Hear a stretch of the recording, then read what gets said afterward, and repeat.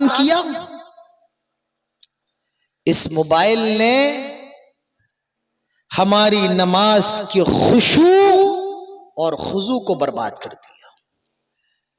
مولانا عادل صاحب مسجد کے اندر نماز پڑھنے کے لیے آئے، نیت باندھ لی، امام صاحب نماز پڑھا رہے، الحمدللہ رب العالمین الرحمن الرحیم مالک یوم الدین ایاک نعبد و ایاک نستعین۔ امام صاحب نماز پڑھا رہے اور نماز میں سورہ مریم پڑھ رہے، کاف ہا یا عین صاد ذکر رحمت ربک عبدہ زکریا اذ نادى ربه نداء خفيا قال ربي إني وهن العظم مني واشتعل الرأس شيبا ولم أكن بدعائك ربي شقيا۔ امام صاحب قرأت کر رہے ہیں، پوری مسجد میں سناٹا، خاموشی ہے، حساس ماحول ہے، لوگوں کو نماز میں مزہ آ رہا ہے، لیکن موبائل کی رنگ ٹون بجتی ہے۔ رنگ ٹون ہوئی، امام صاحب کی نماز میں بھی خلل، اور جس کا موبائل بجا اس کی بھی نماز میں خلل۔ اب اس کا من نماز میں نہیں لگ رہا ہے، وہ بس یہی سوچ رہا ہے کس کا فون آیا ہوگا، کس کا ہوگا، کیا بات کرنا ہوگی۔ پوری نماز خراب، ذہن بھٹک گیا، نماز کا سکون چلا گیا، نماز کا قرار چلا گیا۔ آج اس موبائل نے ہمارے نمازوں کے سکون کو بھی چھین لیا، ہماری نمازوں کے قرار کو بھی چھین لیا۔ اور یاد رکھو میرے بھائیوں، ہمیں صرف نماز ہی نہیں پڑھنا ہے، بلکہ خوشی اور خضوع کے ساتھ قد افلح المؤمنون الذین هم فی صلاتهم خاشعون، وہ مومن کامیاب ہو گئے جو اپنی نمازوں کے اندر خشوع اور خضوع اختیار کرتے ہیں۔ آئے مسلمانوں، جب مسجد کے اندر آ جاؤ اپنے موبائل کو سائلنٹ کر لیا کرو۔ میں آپ سے یہ کیوں نہیں کہہ رہا ہوں کہ سوئچ آف کر لیا کرو، وجہ ہے، کیا وجہ ہے؟ آپ سوئچ آف کر ہی نہیں سکتے ہیں آج موبائل ہمارا غلام تھا پہلے، لیکن آج ہم موبائل کے غلام ہو گئے ہیں۔ کوئی نمازی بھی آج مجال نہیں ہے مسجد میں آئے وہ سائلنٹ تو کر لے گا، لیکن آج کوئی سوئچ آف ہرگز نہیں کرے گا۔ موبائل نے ہمیں ایسا غلام بنا دیا ہے اپنا۔ جب مسجد میں آؤ تو کم سے کم اپنے موبائل کو سائلنٹ، سوئچ آف تو تم کر ہی نہیں سکتے ہو، سائلنٹ تو کر لیا کرو۔ آج موبائل نے ہماری عبادتوں کو کیسے ختم کیا؟ اللہ کے نبی صلی اللہ علیہ وسلم فرماتے ہیں، حدیث یاد رکھو، من سبح للہ 33، جو فرض نماز کے بعد 33 مرتبہ سبحان اللہ پڑھ لے، 33 مرتبہ الحمدللہ پڑھ لے، 33 مرتبہ اللہ اکبر پڑھ لے، ٹوٹل 99، اور اخیر میں یہ پڑھ لے لا الہ الا اللہ وحدہ لا شریک لہ لہ الملک و لہ الحمد یحیی و یمیت وہو علی کل شیء قدیر۔ اللہ کے نبی فرماتے ہیں اگر سمندر کے جھاگ کے برابر بھی اس کے گناہ ہوں گے، اللہ تعالیٰ اس کے ذریعے اس کے گناہوں کو معاف فرما دے گا۔ لیکن آج آدمی سلام پھیرتا، السلام علیکم ورحمت اللہ، السلام علیکم ورحمت اللہ، دوسرا سلام بعد میں پھرتا ہے، موبائل پہلے نکل آتا ہے۔ کیا ہوا؟ ختم، آدمی کو شوق ہی نہیں۔ اللہ کے نبی فرماتے ہیں جو آدمی ہر فرض نماز کے بعد آیت الکرسی پڑھ لے، اس کے اور جنت کے درمیان صرف موت کا فاصلہ ہے۔ آج آدمی سلام پھرنے کے بعد موبائل میں لگ جاتا ہے، لیکن اس کو آیت الکرسی پڑھنے کی توفیق نہیں۔ آج اس موبائل نے ذکر کو چھین لیا ہے۔ اور یاد رکھو اگر ذکر ختم ہو گیا میرے بھائیوں، اللہ تبارک و تعالی ہماری زندگیاں تنگ کر دے گا۔ اللہ تعالیٰ فرماتا ہے وَنَحْشُرُهُ يَوْمَ الْقِيَامَةِ، اللہ تعالیٰ فرماتا ہے وَمَنْ أَعْرَضَ عَنْ ذِكْرِي، جو ہمارے ذکر کو چھوڑ دے گا فَإِنَّ لَهُ مَعِيشَةً ضَنْكَ، ہم اس کی روزیوں کو تنگ کر دیں گے، ہم اس کے رزق کے اندر تنگی ڈال دیں گے۔ تو اس موبائل نے کیا کیا؟ ہماری عبادت جو ہے خشوع اور خضوع ختم کر دیا۔ نہیں میرے بھائی، اپنی باتوں کے خشوع اور خضوع کو برقرار رکھو۔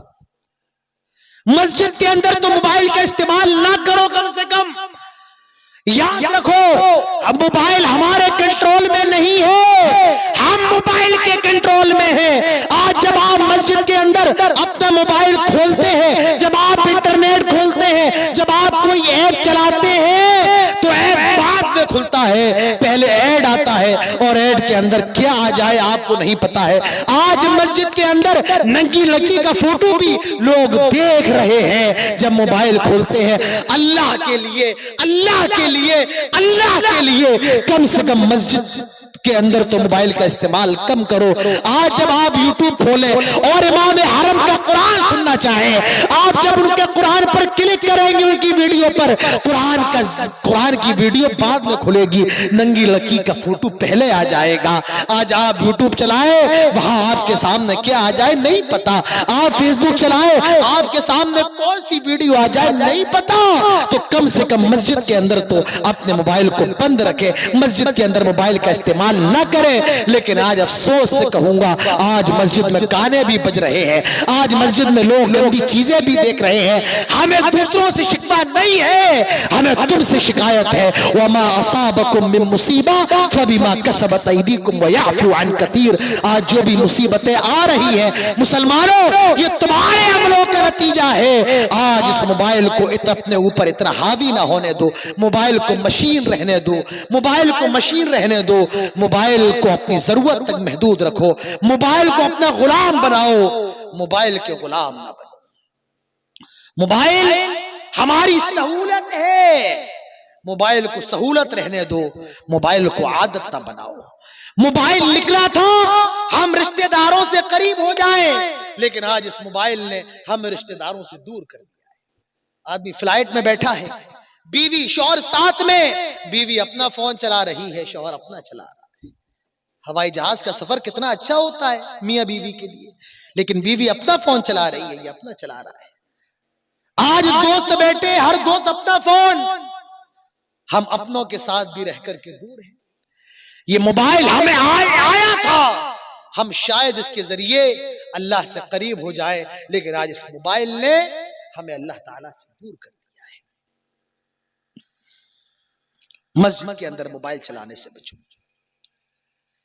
موبائل کے اندر موبائل میں اتنے دیوانے نہ ہو جاؤ، تمہاری زندگی موبائل میں ختم ہو جائے۔ اللہ تعالیٰ نے پیسہ دیا ہے، اپنے پیسے کی حفاظت کرو۔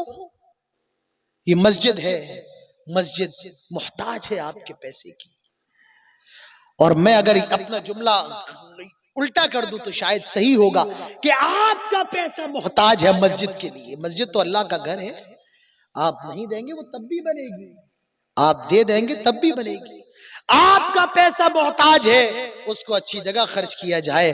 اور یاد رکھو اگر پیسہ ہے تو صحیح جگہ خرچ کرو۔ اللہ کے نبی فرماتے ہیں اغتنم خمسا قبل خمس، 5 چیزوں کے آنے سے پہلے 5 چیزوں کی قدر کرو، 5 چیزوں کو غنیمت جانو۔ ایک چیز اللہ کے نبی فرماتے ہیں وَغِنَاكَ قَبْلَ فَقَرِكَ، اے لوگوں فقیری آنے سے پہلے دولت کی قدر کر لو۔ کب کون ارب پتی روڈ پر آ جائے نہیں جانتا ہے، اللہ تعالیٰ نے آپ کو مال دیا ہے، کب آپ کا یہ مال چھن جائے آپ نہیں جانتے ہیں۔ میری نگاہوں نے اچھے اچھے لوگوں کو دیکھا ہے جن کے کرتے پر کبھی شکن نہیں پڑتی تھی، آج وہ روڈ پر بھیک مانگ رہے ہیں۔ کبھی جن کے کپڑے پر داغ نہیں ہوتا تھا، آج ان کے کپڑے پھٹے ہوئے ہیں۔ کل تک جن کا کھانا بغیر مرغ مسلم نہیں ہوتا تھا، آج وہ 2 روٹی کے محتاج ہے۔ آئے مسلمانوں، اللہ نے تمہیں پیسہ دیا، اس پیسے کی قدر کرو۔ اور یاد رکھو قیامت کے روز آپ سے اس پیسے کے بارے میں سوال کیا جائے گا۔ اللہ کے نبی نے فرما دیا لا تزول قدم عبد یوم القیامہ حتی یسأل عن 4، کل قیامت کے روز جب تک 4 سوالوں کا جواب نہ دے دیا جائے، کوئی بھی قیامت کے میدان میں اپنے قدموں کو نہیں ہلا سکتا ہے۔ عن عمری فیما افنا، عمر کے بارے میں سوال، وعن شبابی فیما ابلا، جوانی کے بارے میں سوال ہوگا، وعن مالی، من این اکتسبہ وفیم انفقہ، مال کے بارے میں سوال ہوگا، کہاں سے کمایا؟ چوری کر کے، ڈھاکہ ڈال کے، لون لے کر، بیاج لے کر، جوا کھیل کے، کہاں سے کمایا؟ میرے مسلمانوں یاد رکھو، ہم مسلمان ہیں، ہم مسلمان ہیں، ہماری شریعت نے ہمیں حلال کمانے کا حکم دیا ہے، جو آ جائے جیسا آ جائے میرے بھائیوں ہم اس کے مکلف نہیں ہیں۔ ہمیں فرق کرنا ہے، حلال کیا ہے حرام کیا ہے، ہم حلال کے پابند ہیں۔ ایک مسلمان حرام کھانا تو دور کی بات ہے، حرام دیکھنا بھی گوارا نہیں کرتا ہے، لیکن آج بڑے افسوس کے ساتھ کہوں گا، آج مسلمان حرام کھا رہا ہے، دھڑلے سے کھا رہا ہے، آج مسلمان جوا بھی کھیل رہا ہے، سب کر رہا ہے مسلمان۔ آج ایک صاحب مجھے ملے، میرے ملنے والے تھے، ان کے پاس اولا اسکوٹی ہے، اولا جانتے ہیں نا آپ لوگ، اولا اسکوٹی۔ میں نے کہا کتنے کی خریدی آپ نے؟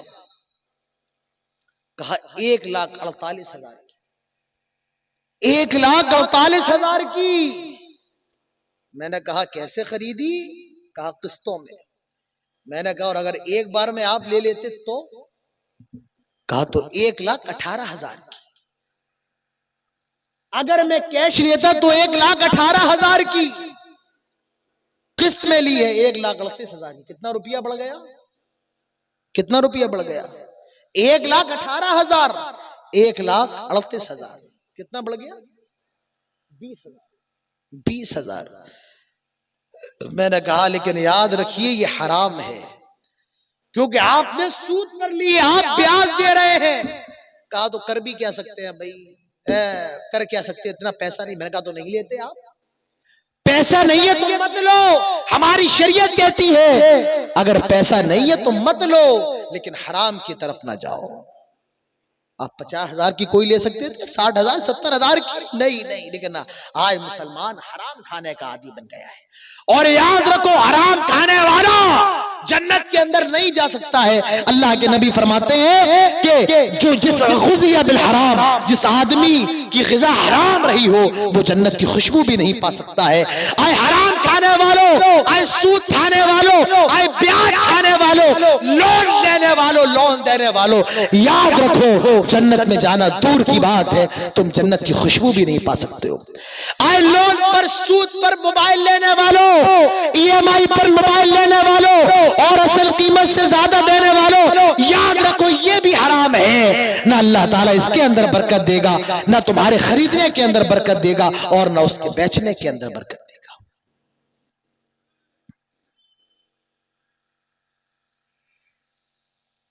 آج مسلمان موبائل پر جوا کھیل رہا ہے، کیرم کھیل رہا ہے، کیرم کے اندر پیسہ بھی لگا رہا ہے، آن لائن تو سب آن لائن ہے نا۔